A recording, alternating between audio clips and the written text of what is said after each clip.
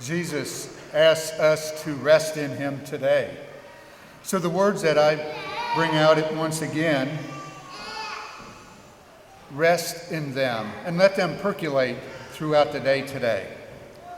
Come to me, all you who labor and are burdened, and I will give you rest. Take my yoke upon you and learn from me, for I am meek and humble of heart, and you will find rest for yourselves. For my yoke is easy and my burden light. These are very inviting words that Jesus, our guide, Jesus, our teacher, gives us. Rest in him and let him speak to you. This reading, or these phrases, actually is for each one of us here. Jesus says, come to me. He's asking anyone that has a burden and anxieties to come to him. And each one of us has some kind of a burden or anxiety or a stress or grief or dislike or a want or sin or sorrow or a bunch of little ones all tearing at you in different ways, or a busy day or a very busy schedule, or so many activities to take the kids to, or all these different things. It applies to each and every one of us. We all have our burdens. We all have our anxieties, and we all labor. And he says, take my yoke and learn from me. So what does he mean by take my yoke? What is a yoke? I know some of you may know what a yoke is, and some may not. Back in the days of Jesus, a yoke was a big old wooden beam that would go over the top of a couple of oxen, and then there would be another piece of wood that would go around their neck and connect them to that beam. And then in the center of the beam would be a chain or a cable or a big rope or maybe a big vine, who knows what they used then. And that would be connected to a wagon or a cart or to a plow or anything that they wanted to pull. It might be even a big rock that they want to get moved. And what the yoke did was help to equalize the load, but yet the lead oxen or the lead horse or the lead camel would kind of lead, and the other one would follow, and he would have to follow, because if he didn't, it would put his neck in a bind. So it's a little bit of a help that the yoke provides with the help of the lead horse or camel or whatever it might be. I can remember my grandparents. They didn't have oxen, but they had horses, and horses, instead of a yoke, a modern day yoke would be the reins and the collars and the blinders and all those different things would then make up a means for connecting the horses all together, to yoke them together to pull something. My grandparents had two horses, two draft horses, Jim and Bell. Jim was the lead horse, and they would, this is before they had a tractor, they would take care of plowing the fields, mowing the hay with the horses, disking, cultivating. All the implements were made to be pulled by horses. Sometimes they would have to pull stumps out of the fields as they was clearing the woods or the forest away in the early times. And also big rocks would be in the middle of a field and they'd need to pull them out. And sometimes the horses weren't strong enough to pull the load that they had to pull. So they would then go to their neighbors and get some additional help. The neighbors would bring their team of horses or their team of mules or whatever, and they would hitch them together.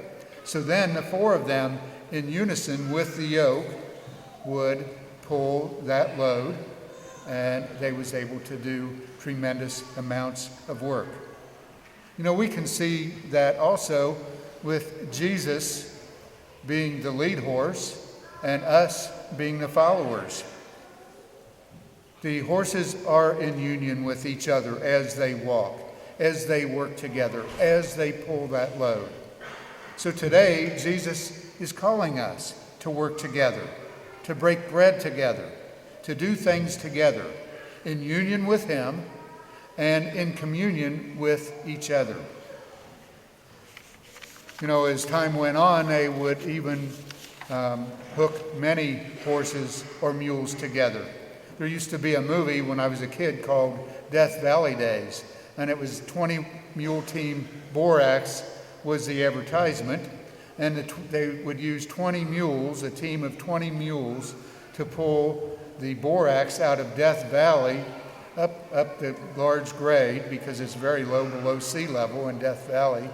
They would pull those the mules would pour this borax, heavy loads of borax out from the mines. The work shared once again. Some workhorses don't like to cooperate. Some want to go their own way or slough off. When that happens, they do get their neck in a bind. Some slough off or some want to take charge, ignoring the lead horse, and try to do all the work themselves. But the lead horse continues on, steady as she goes, and the work gets done because the other horse trying to outdo the other one ends up also in a bind. And then every now and then, a mule, sometimes called a jackass, would lay down and refuse to do anything. And that would put everything into a bind.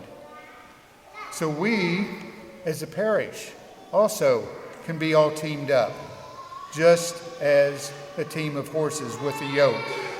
The yoke carried by Christ or by our leader, Father Meyer, and then each of us, all 850 of us, having a part in this teamwork together, of working together, of breaking bread together.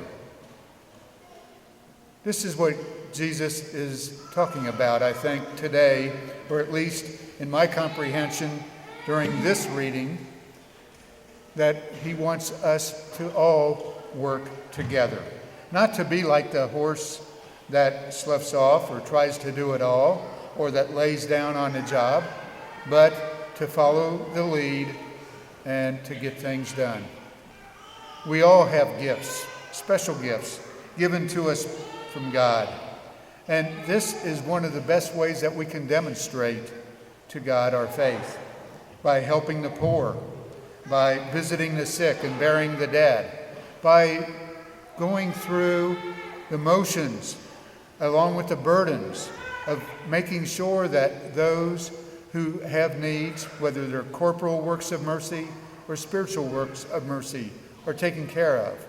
For one person, there's no way that can be done, but by all of us entering into our part with the gifts that we have, we can get very much accomplished as we work together, in union with each other, and in communion with each other.